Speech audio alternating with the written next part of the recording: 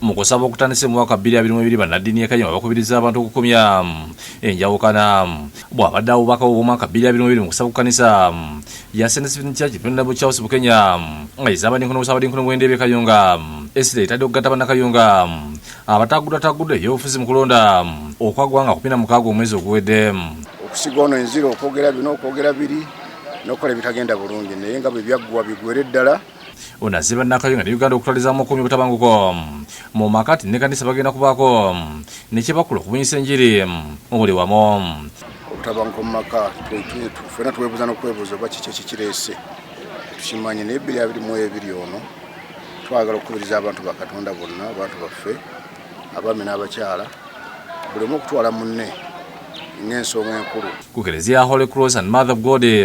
ekangulya Reverend Father Maurice Kigoye yenyamidde Bannayuganda abazze bafula ebyobufuzi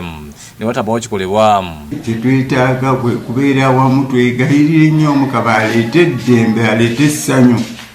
mu maka gaffe baana baffe ku mirimu gyaffe ate n'abakulembeze Father Kigoye atuwulidde nti omwaka oguwedde bwe gutayisiza bulungi abaweereza ba Mukama lockdown ate negenderamu n'okugamba nti tetugenda mu masinzizo awo kyatuza emabega nga ffe abantu ba Katonda ate abasaaseddoti Andrew Muwonge ssente wa disitulikiti Kayunga eyakalondebwa agamba nti mu mwaka 2022 wagukyusiza mu kifo kya disitulikiti mu nkola ey'emirimu n'enkulaakulana Kayunga disitulikiti yaffe ffenna nga bannakayunga n'olwekyo tuyingidde mwaka omupya nga tulina chairman wa disitulikiti omupya mutusuubiramu ebintu ebingi ennyo naye mbakakasa bannakayunga ebingi ebisobola kubikola bw'omu nina kubikola namu ne Ssaabadinkono w'Elugazi Venerable Canon Edward Balamaze neyakubiriza bannayuganda okwekwasa Katonda kkiriza akole ekijja mu ggwe kkiriza akolemu omulimu ng'atandikira ku bulamu obw'omwoyo n'obulamu bwange obw'omwoyo obulamu obw'omwoyo bwe buba n'amaanyi n'ebisigadde bigenda kubeera mukisa eri obulamu bwo ate omusumba w'ekkanisa St. Stephen's ekireka Reverend Mary Obumasirwa ja Sebidi Kabaka ne Maama Nabwereka kusene eggwanga lyonna libukalemu emirembe omwaka omujja gwe tuyingidde abyogedde mu kusaba okuyita mwaka 2021 nga tuyingira 2022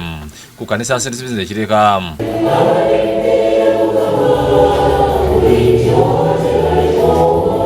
abasumba b'enjawulo bakulidde abetemu mu kusaba kuno obulungi obuli mu kulembeza Katonda muli bye tukola waliwo abonaabona ng'ekyamazima oli omu ku bababonyaabonya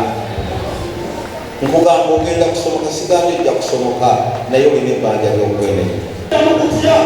Katonda alinase tojja mukweraliikirira Mukama alinase Katonda waffe afuuka omusirikale n'afuuka bulundoza n'afuuka kyolina kasita aba agambye nti nteeka okutuusa wenjagala okutuusa kukwala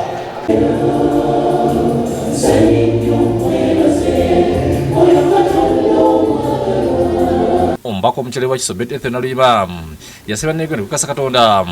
mu buli kimu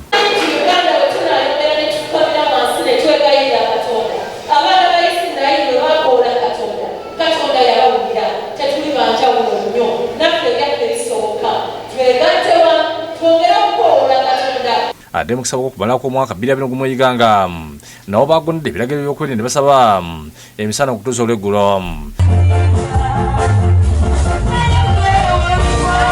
okusaba kwakulemberwa omusumba Patrick Kyaligonza ob'ekkanisa True Gospel Miracle ku ssomero lya Kigulu gawoze batendereza Katonda n'okusaba okuyingira omwaka omujja ogw'emirembe mubaka w'omusumba Kyaligonza esira abantu obutaggwamu nsubira okusomozebwa kw'amaanyi kwe bayise mu mwaka guno nti Katonda wakubajjukira mu mwaka guno omwaka bw'abantu lesenga tubalamu tumwebaza olw'ekyo nga tukkiriza Katonda ate olw'omwaka ogujja damu bantu baife bangi batufiireko obulwadde bwa COVID batufiireko abandi mu bino ebyakalulu kampeyini